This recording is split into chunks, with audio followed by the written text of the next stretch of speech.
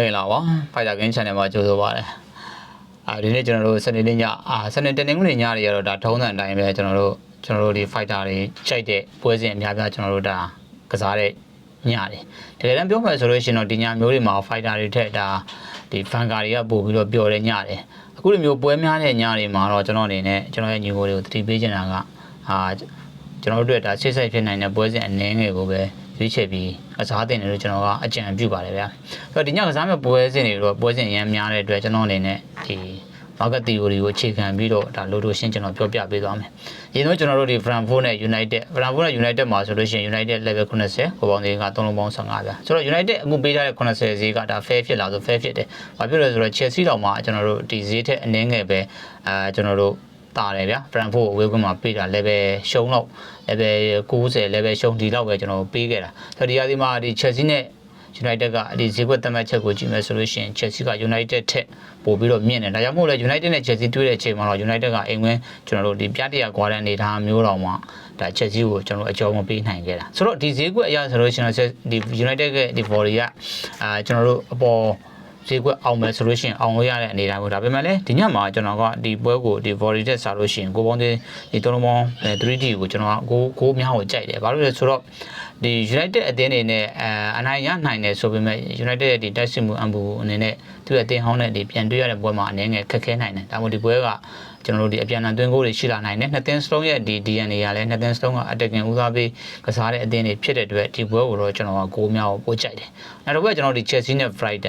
Brighton မှာတော့ဒါ Chelsea 1 pound 90 1 pound 95ပေါ့1 pound 95 3လုံးပေါင်း 3D ပဲတူတယ်ဆိုတော့ဒီပွဲမှာကဗျာကျွန်တော်ဒီ1 pound 95ဈေးကွက်တွေနဲ့အများတန်းပဲဒါပြောတာရှိပါတယ်1 pound 90ဈေးကွက်တွေကအပေါ်ဈေးကွက်တွေကျွန်တော်တို့အောင်ဖို့မလွယ်ဘူးဘယ်လိုအနေထားမျိုးမှာအောင်ဖို့ဘယ်လိုအနေထားမျိုးမှာကျွန်တော်တို့အောင်ထားရှိလဲဆိုလို့ရှိရင် level 2သင်းကနေပြီးတော့1 pound 95အိမ်မှာပေးတယ်ဆိုရင်တော့အောင်ထားရှိတယ်ဆိုတော့ဒီ theory ကိုလည်းကျွန်တော်ပြောခဲ့တယ်ဆိုတော့လက်ရှိမှာအခုလက်ရှိကျွန်တော်တို့ဒီ Brighton နဲ့ဒီ Chelsea ကိုကြည့်မယ်ဆိုလို့ရှိရင် Chelsea နဲ့ Brighton ကလက်ရှိဒီ Premier League ရဲ့ကျွန်တော်ဈေးကွက်သတ်မှတ်ချက်မှာ level 2အသင်းမဟုတ်ဘူးဆိုတော့လက်ရှိမှာလည်းဒါ Chelsea က Champions League ကိုဝင်ခွင့်ရရှိထားတဲ့အသင်းဆိုတော့ဒီနေ့ထားမှာအိမ်ခွင်းမှာကျွန်တော်တို့ဒီ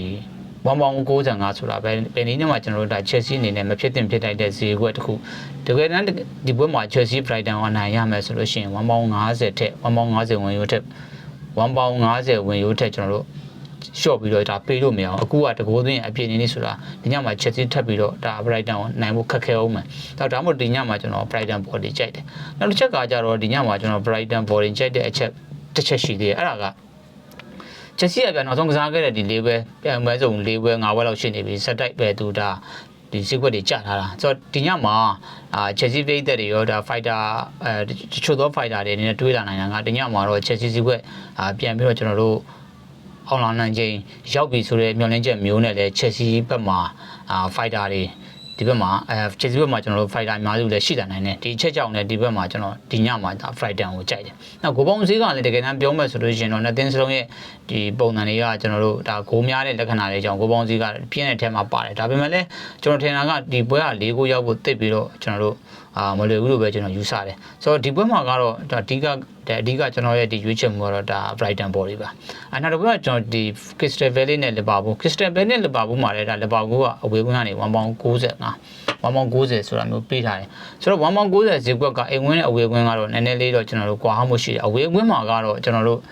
အဝေးကွင်းမှာ1 pound 90ဈေးကွက်တွေကကျွန်တော်တို့အောင်မြင်တာများတယ်သူကတကယ်တမ်းပြောမယ်ဆိုလို့ရှိရင်ဒီတေရှုံးဝင်ယူရတယ်ပဲလာတာဒါပေမဲ့ပို့ပြီးတော့ကျွန်တော်တို့အဝေးကွင်းမှာအောင်မြင်နှုန်းပုံများတဲ့ဈေးကွက်ကတော့1 pound 50ဈေးကွက်ပဲ1 pound 50ဝင်ရုံနဲ့ဖွင့်ပြီးတော့1 pound 50အနောက်1 pound 40 1 pound 35ဒီလိုဈေးကွက်မျိုးတွေဆိုလို့ရှိရင်တေချာပေါ့အဲ့ဒါအဝေးကွင်းနိုင်နေဆိုတာမျိုးကျွန်တော်တို့အနေနဲ့သတ်မှတ်နိုင်တယ်အခုပေးထားတဲ့ဒီကြေးတီကိုတွေရကတော့ဒါလီဗာပူးလိုမျိုးကျွန်တော်တို့ဒီလက်ရှိဒီ Premier League ရဲ့ကျွန်တော်တို့ဥဆောင်သူလက်ရှိချန်ပီယံနဲ့အသင်းအနေနဲ့1 pound 90ဆိုတာတော်တော်ပြော့တယ်နောက်တစ်ခုကကြတော့ဒီပွဲမှာကြတော့လီဗာပူးကနောက်ဆုံးကစားခဲ့တဲ့ဒီပြပွဲစုံ9ပွဲဆက်တိုက်ဒီရှုံးမမရှိကစားထားနိုင်ခဲ့တဲ့စံချိန်ကဒီနေ့ညမှာ Crystal Palace နဲ့အတွေ့မှာတော့ကျွန်တော်တို့တမျိုးတစ်ကျွန်တော်တမျိုးတစ်ပုံကျွန်တော်တို့အပြောင်းလဲဖြစ်လာနိုင်တယ်ဆိုတဲ့မျှော်လင့်ချက်လည်းရှိတယ်။ဘာလို့လဲဆိုလို့ရှိရင်ဒီအသီးဆက်မှာကျွန်တော်တို့ဒီ community ရှိမှာတော့ကဒီ Crystal Palace နဲ့ Liverpool ကစားခဲ့တဲ့ပွဲမှာ Liverpool ကကျွန်တော်တို့အနိုင်မရဘဲနဲ့ဒါတေးရလက်ပဲ ကျွန်တော်တို့ထွက်လာတာဆိုတော့အဲ့ဒီ Crystal Palace နဲ့အပြီးမှာမှတောက်လျှောက်ဆိုတော့လီဗာပူးနိုင်ပွဲတွေတောက်လျှောက်ရနေတာအခုဒီဂျာတီဆက်မှာတွေ့ခဲ့တဲ့ဒီ Crystal Palace နဲ့ပြန်အတွေ့မှာတော့သူတို့ရဲ့နိုင်ပွဲ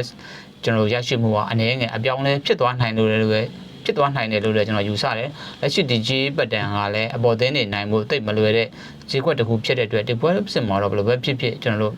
ဒီ fighter အများစုအကြိုက်နေနိုင်တဲ့ဒီ Crystal Palace body ကိုကျွန်တော်ကြိုက်တယ်ဆိုတော့ goal လည်းဒီပွဲကကျွန်တော်တို့ goal လည်းကျွန်တော်တို့နေသွားနိုင်တယ်နောက်တစ်ခုကဒီပွဲစဉ်ပြီးမှလီဗာပူးဒါချန်ပီယံလိကစားဖို့ရှိနေတဲ့အနေအထားမျိုးကြောင့်လည်းဒါဒီပွဲမှာကျွန်တော် Crystal Palace body ကိုရွေးတာနောက်တော့ဘယ်ကကျွန်တော်ဒီ lead နဲ့ဘုံပေါက်မှာတော့ဘုံပေါက်က level 30 lead ကိုပေးထားတယ်ဆိုတော့ဘယ်လိုပြောဒီဟာဒီမှာဒီတန်တက်ထဲမှာ lead ကlead ကတော်တော်လေးကမှကျွန်တော်တို့ဒီရှေ့စမ်းကောင်းတဲ့ထဲမှာပါတယ်ဒါပြီးခဲ့တဲ့ဘက်ကဆိုလို့ရှိရင်လည်းဒီ Overton တင်းကိုတော့ကိုပြတ်သူနိုင်ရတာဒီ Premier League မှာဆိုလို့ရှိရင်ဗျာဒီ Newcastle နဲ့အင်္ဂလန်မှာသူ Newcastle လို့အသင်းမျိုးကိုသူမရှုံးခဲ့ဘူး Newcastle နဲ့တွေ့တဲ့ပွဲမှာလည်း Newcastle က level 50Newcastle တော့မှ league ကို level 50 60လောက်ပေးခဲ့တာဗျတကယ်တမ်းပြောမှဆိုလို့ရှိရင်အဲ့ပွဲက level 100အထိဝီယိုလောက်ထိကိုရောက်သွားတယ်ကျွန်တော်ကစားကန်နေချိန်မှာ level 80အဲ့လောက်ထိ level 80လောက်ထိကိုရောက်သွားတယ်ဗျဆိုတော့အခုဘုံမောက်က level 30ဆိုတဲ့ဈေးကွက်ကပြော့တယ်ဆိုတော့ဘုံမောက်ကလက်ရှိမှာဒီ Newcastle တဲ့ဒီဟာဒီမှာရလက်တွေလည်းကောင်းတယ်ခြေစမ်းမှန်းအရာလည်းကောင်းတယ်ဆိုတော့အခုဘုံမောက် level 30ပေးတယ်ဆိုတာ league ကိုကျွန်တော်ပြောတဲ့အထက်မှာပါတယ်ဒီဘက်မှာancient league အနေနဲ့မရှုံးနိုင်ဘူးအနေဆုံးတရေလောက်တော့ရလိမ့်မယ်လို့ယူဆတယ်လက်ရှိကြေးပက်တန်အရာကလည်းဒီ level 50လေးဒီကြေးဝင်ရိုးတွေကကျွန်တော်ကတော့ဒီဟာဒီမှာတိတ်ပြီးတော့အဝေးကွင်းကျွန်တော်တို့ level 50ကြေးဝင်ရိုးတွေတိတ်မကြိုက်ဘူးနောက်တစ်ခုပိုဆိုးတာကဒီညမှာ level 50ကြေးဝင်ရိုးတွေနဲ့တော့ကျွန်တော်ပွဲအများကြီးပေးပွဲအများကြီးပါတယ်ဗျအဲ့ဒီမျိုးဈေးကွက်တွေနဲ့ဒီကျွန်တော်တို့ဒီ Bundesliga မှာဆိုလို့ရှိရင်ဒီအဝေးကွင်းကနေပြီး level 50ကြေးဝင်ရိုးတွေနဲ့ပေးထားတဲ့ပွဲစဉ်အများပြားလဲပါနေတယ်ဆိုတော့ဒီညမှာတော့ကျွန်တော် Ancient League body ကြိုက်တယ်နောက်တစ်ခုကဒီနောက်တစ်ခုက Man City နဲ့ Burnley Man City နဲ့ Burnley မှာတော့လက်ရှိဒီ Man City 2 ပေါင်း 20ကိုပေါင်းသေး3လုံးနှုတ်30ပေါ့နော်ဒီပွဲဒီမူလစတဲ့ကြီးက Man City 2နှုတ်20လောက်ကနေ2ပေါင်း20လောက်ကိုဖြစ်သွားတယ်ဒီအချက်ကနောက်တစ်ခုကကြတော့ Man City ကပြိုင်ပွဲစုံနောက်ဆုံး9ဝက်လောက်ကိုဒီကျွန်တော်တို့ဒီဈေးကွက်တွေအောင်ထားတယ်ဒီအချက်ကြောင့်လည်းဒီညမှာ Man City ကိုကျွန်တော်မကြိုက်ဘူး Man City ကဒီပွဲစဉ်အပြီးမှာ Champions League ကစားဖို့လည်းကျွန်တော်တို့ရှိနေတယ်ဆိုတော့ဘယ်လိုပဲဖြစ်ဖြစ်အဲဒီကမှ Man City ပန်လီကိုအနိုင်ရမှာမှန်ပေမဲ့လိုအပ်တဲ့ဂိုးရည်တွေလောက်တော့ကျွန်တော်တို့မဖြစ်နိုင်ဘူးလို့ပဲကျွန်တော်ယူဆတယ်ဒီပွဲမှာ Man City အနိုင်ရသွားမယ်ဆိုရင်လက်ရှိဈေးကွက်ရကျွန်တော်အများဆုံး2ဂိုးလောက်ပဲကျွန်တော်သတ်မှတ်တယ်ဒီပွဲမှာကျွန်တော်ဘန်လီအသင်းပေါ်နေကြိုက်တယ်နောက်တစ်ပွဲကကျတော့ဒီ Nottingham Forest နဲ့ Sunderland Nottingham Forest နဲ့ Sunderland မှာကဒီ Forest က1ပေါင်း60 1ပေါင်း65 2နှုတ်80ဆိုတော့လက်ရှိဒီဈေး1ပေါင်း50လက်ရှိမှာ1ပေါင်း50 2နှုတ်80ဆိုတော့ဒီဈေးကွက်ကတော့ဒီ1ပေါင်း50အင်္ဂလန်ပေါင်း50ဈေးကွက်တွေကတော့ဒါအပေါ်သင်းတွေနိုင်မှုဒီဈေးကွက်မျိုးတွေရတယ်ကျွန်တော်တို့အပေါ်သင်းတွေဒါကစားသင်းတဲ့ဈေးကွက်တော့မဟုတ်ဘူးဒါကျွန်တော်ကိုယ်တိုင်ဒါပြီးခဲ့တဲ့ဒီယူနီဗာစီပွဲမှာကျွန်တော်တို့ဒီ EK နဲ့ကျွန်တော်တို့ Stuart Bucharest ပွဲမှာ1ပေါင်း50ဈေးကွက်နောက်ကိုလိုက်ခဲ့တယ်အဲ့ပွဲပဲကျွန်တော်တို့ကြာသွားတယ်အခုတည်းဒီ1ပေါင်း50ဈေးကွက်ကနော်ဒီ Forest ကဆန်နန်းကိုပေးတဲ့ဈေးကွက်ကတကယ်တမ်းဆိုလို့ရှိရင်တော့ဒီကြေးဝင်ရိုးရတော့ဒါအပေါ်သင်းတွေနိုင်ဖို့မလွယ်တဲ့ဒီကြေးဝင်ရိုးတစ်ခုပဲဒါပေမဲ့ကျွန်တော်ကတစ်ချက်စဉ်းစားလာကဆန်နန်းကဆန်နန်းကောင်းတယ်ဆိုတာကကျွန်တော်တို့ဒီအိမ်ဝင်အဝေးကွင်းတလောက်မဟုတ်ဘူးဆန်နန်းကဒါပြီးခဲ့တဲ့ပွဲမှာတော့အိမ်ကွင်းမှာတော်တော်လေးကိုကျွန်တော်တို့ဒီကောင်းသွားတယ်တယောက်ရော့အနေထားတော့မှဒါဒီ Aston Villa ကိုနောက်ကနေခြေပါကိုပြန်သွင်းပြီးတော့တေးရအောင်သူကစားသွားနိုင်ခဲ့တဲ့ခြေစွမ်းအရဒါဒီဆန်နန်းကိုလူတိုင်းကျွန်တော်တို့အချိုက်တွေ့နိုင်တယ်ဒီပွဲမှာကလက်ရှိဒီကျွန်တော်တို့ဒီ Premier League မှာနိုင်ပွဲမရထားသေးတဲ့ Forest အနေနဲ့ဒီအိမ်ဝင်းမှာတော့ဒီလက်ရှိဒီဆန်နန်းနဲ့တွေ့မှာတော့တေချာပေါက်အနိုင်ပြန်ရလိမ့်မယ်လို့ထင်တယ်နောက်တစ်ခုကကြတော့ဒီညမှာ1ပေါင်း50ဈေးကွက်မှာ Forest အသင်းကိုမချိုက်နိုင်တာ Forest ကကျွန်တော်ဂျားထက်မှာဒါ University ပွဲစဉ်ကစားထားတာလည်းရှိတယ်ဒီနေ့ထားမျိုးကြောင့်ဒီနေ့ညမှာကျွန်တော်ဒီ fighter အများစုအနေနဲ့ဆန်နန်းအသင်းကိုကျွန်တော်တို့ဆန်နန်းအသင်းဘက်မှာရှိနေနိုင်ပေမဲ့ကျွန်တော်ကတော့ဒီညမှာတော့ဒီလက်ရှိအိမ်ကွင်းမှာကစားမယ် Nottingham Forest တေချာပေါက်ပထမဦးဆုံးနိုင်ပွဲပြန်ရလိမ့်မယ်လို့ယူဆပြန်ရနိုင်တယ်ဆိုတော့ယူဆကြောင့်ဒီပွဲမှာတော့ကျွန်တော်ဒါ Forest body ကြိုက်တယ်နောက်တစ်ပွဲကတော့ဒီစပါးနဲ့ဟူပွဲမှာကလက်ရှိ Tottenham Hotspur က1ပေါင်း15ပြားဆိုတော့1ပေါင်း15ပြား 1D ဈေးကွက်တွေရတယ်တကယ်တမ်းပြောမယ်ဆိုလို့ရှိရင်အပေါ်သင်းတွေဂိုးပြအနိုင်ရဖို့မလွယ်ဘူးဗျဒီဟာဒီမှာဟုတ်စုပ်ပြက်နေတာမှန်ပေမဲ့လည်းလက်ရှိကျွန်တော်တို့ဒီကြေးတီဝတွေရကြေးပတန်အရဆိုလို့ရှိရင်တော့စပါးဂိုးပြအနိုင်ရဖို့မလွယ်ဘူးဒီပွဲမှာလည်းကျွန်တော်ကဒီစပါးအများဆုံးနိုင်သွားမှဒီတကိုးဆိုတဲ့ကျွန်တော်ဒီဂိုးရည်တက်ကိုပဲခံမှန်းတဲ့အတွက်ဒီပွဲစစ်မှာကျွန်တော်အဝေးဝင်ဝူအသင်းပေါ်ကြီးကြိုက်တယ်ဗျနောက်ပွဲကတော့ကျွန်တော်တို့ဒီမှာ စပိန်သားတွေကဂီတာဖေးနဲ့လီပန်ဒီဂီတာဖေးနဲ့လီပန်ဒီမှာဂီတာဖေးက level 80 level 80လောက်ကျွန်တော်တို့ပေးထားတယ်အခုပေါင်းဈေးက2နှုတ်10ဗျာဒီပွဲမှာကကျွန်တော်ကတခြားဒီ volley ဈေးတွေထက်ဒီကိုပေါင်းဈေးဒီလီပန်ဒီရဲ့ဂီတာဖေးရဲ့ကျွန်တော်ဒီကိုပေါင်းဈေးကိုကျွန်တော်စိတ်ဝင်စားတယ်အဲ့ဒါပါလဲဆိုတော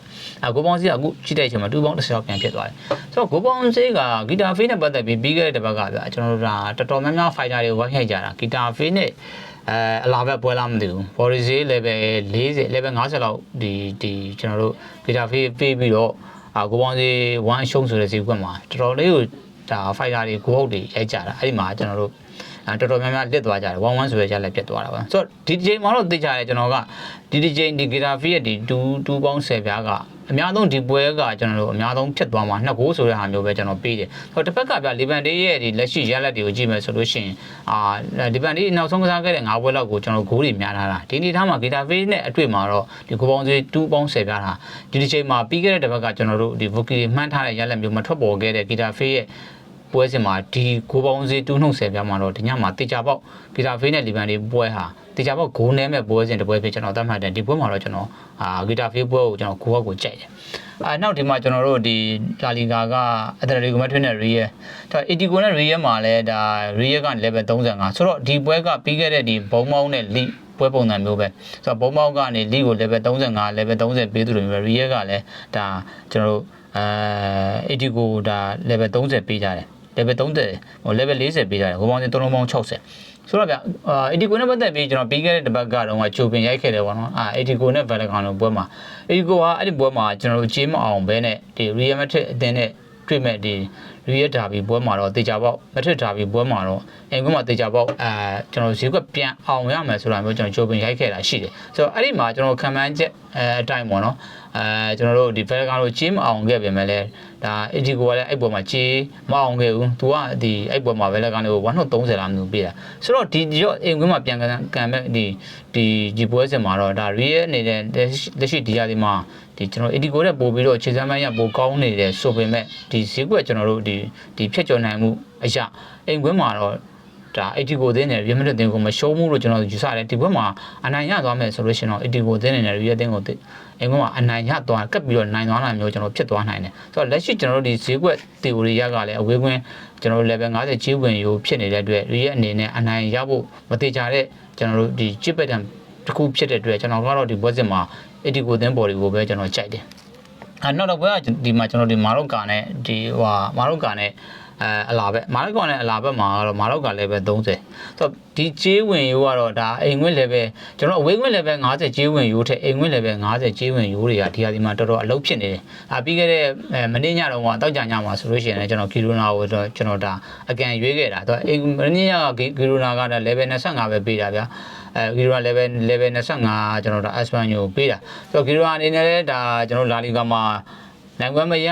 ထားတဲ့အတင်းတင်းအနေနဲ့အင်ကွင်းမှာတော့အနိုင်ပြန်ရနိုင်တယ်ဆိုတဲ့အနေအထားမျိုးနဲ့ကျွန်တော်ယူခဲ့တာဒါပေမဲ့လည်းဒီ1 ပေါင်း level 50ကျေးဝင်ယူကအခုချိန်ဒီတောက်6ကိုမှန်နေပြီးတော့ဒီအပေါ်အတင်းတွေကျွန်တော်တို့အနိုင်မရခဲ့တာဒါပြီးခဲ့တဲ့ယူနီဗာစီပွဲစဉ်3ပွဲမှာလည်းဒီတိုင်းပဲအနိုင်မရခဲ့ဆိုတော့ဒီညလည်းကျွန်တော်ဘယ်လိုပဲဖြစ်မာရော့ကာအတင်းတွေနဲ့အင်ကွင်းမှာအနိုင်ပွဲပြန်ရဖို့အချိန်တန်ပြီလို့ကျွန်တော်တို့သတ်မှတ်နိုင်ပေမဲ့လည်းလက်ရှိက level 50ကျေးဝင်ယူဒီ chip pattern ဖြစ်တဲ့အတွက်ဒီညမှာလည်းမာရော့ကာအတင်းတွေနဲ့အလာဘတ်အတင်းကိုအနိုင်ရဖို့မလွယ်ဘူးလို့ယူဆတယ်ကျွန်တော်ဒီလက်ရှိဒီကျေး theory ကတော့ဒါအဝေးကွင်းအလာဘတ်အတင်း body ကြိုက်တယ်ဒီဘက်မှာလည်းကျွန်တော်ဘောက်ကိုလည်းကြိုက်တယ်နောက်တော့ဘွဲကဒီ Villa ရဲနဲ့ Viva နဲ့ Viva ဘွဲကဒီဘွဲတော့ကျွန်တော်ရှောင်လိုက်တယ်ဗျာဒါတိတ်ပြီးတော့ဒီဂျေကကျွန်တော်တို့တိတ်ပြောလို့မလွယ်တဲ့ဂျေတန်းတစ်ခုလည်းဖြစ်နေတယ်ဒီမှာကျွန်တော်တို့ဒီ CA က Como နဲ့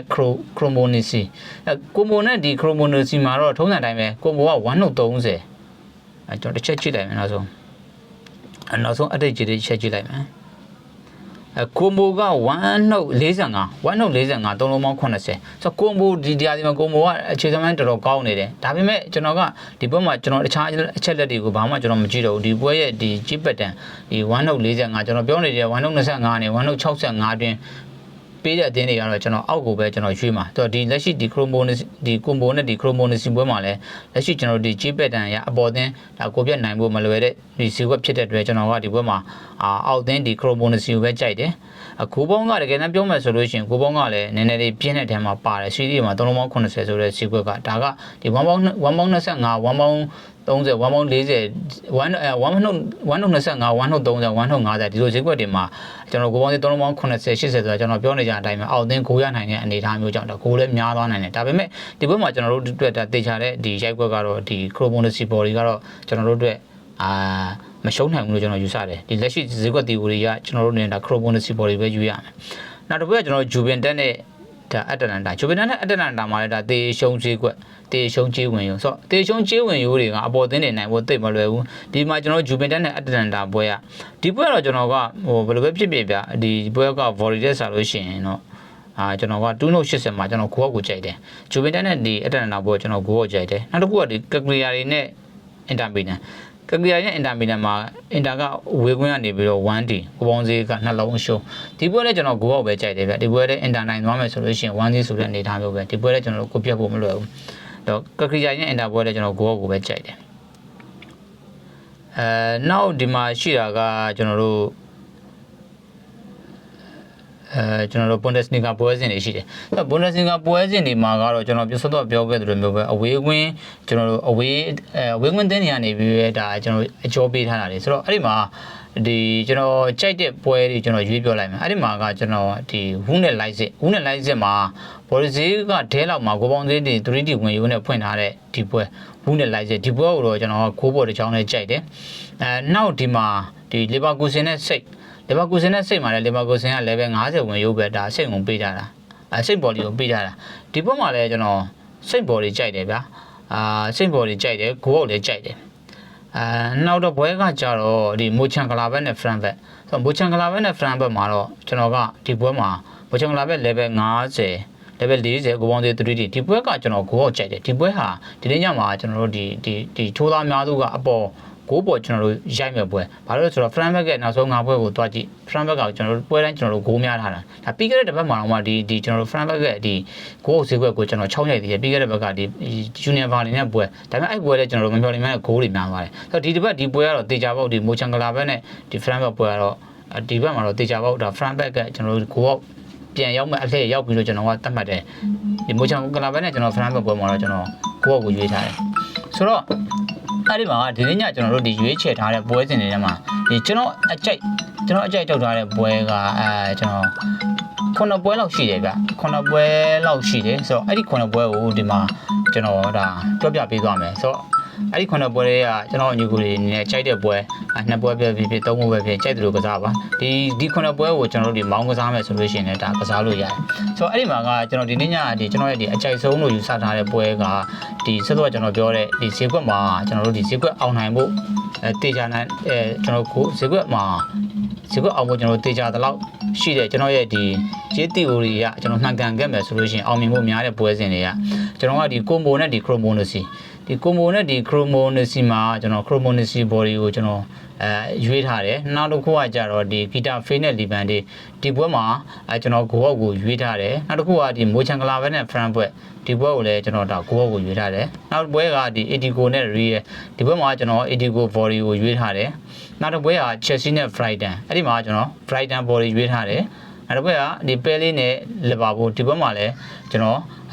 ခရစ္စတယ်ဘယ်လီဘော်ဒီကိုကျွန်တော်ရွေးထားတယ်နောက်တစ်ပွဲကကျွန်တော်မာရိုကာနဲ့အလာဘက်ဒီပွဲမှာလည်းဒီ2ပေါင်း40ဒီကိုပေါင်းဈေးကွက်မှာတော့ဒီဘက်မှာလည်းကျွန်တော်အလာဘက်ဘောကိုလည်းကျွန်တော်ဒါဂိုးအောက်ကိုရွေးထားတယ်။နောက်အလာဘက်ဘော်လည်းရွေးထားတယ်။ဆိုတော့ဒီရိုက်ကွက်တွေကဒီနေ့ညမှာကျွန်တော်ရဲ့ဒါအကြိုက်ဆုံးရိုက်ကွက်တွေဒီထက်မှာကျွန်တော်ညီကိုတွေဒါကြိုက်တဲ့ရိုက်ကွက်တွေကိုယူကစားပါ။ဒီဆိုတော့ကျွန်တော်ပြောခဲ့တဲ့ဒီရိုက်ကွက်တွေကကျွန်တော်တို့ဒါကျွန်တော်မောင်းကစားမဲ့ညီကိုတွေလည်းဒါမောင်းကျွန်တော်တွဲကစားလို့ရပါတယ်။အားလုံးပဲကျွန်တော်တို့ကန်ကောင်းကြပါသေးဗျာ။အားလုံးကျေးဇူးတင်ပါတယ်ဗျာ။